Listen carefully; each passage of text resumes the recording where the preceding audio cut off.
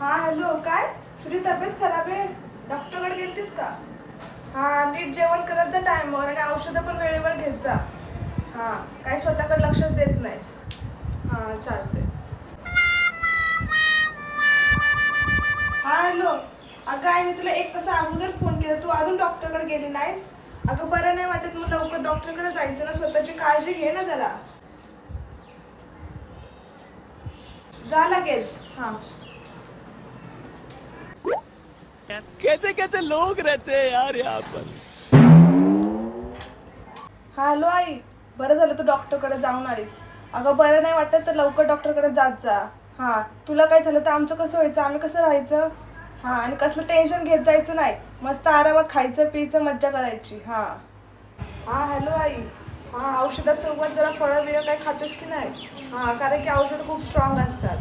हा चला आई, आता मला खूप काम आहेत, मी ठेवते. हा हा.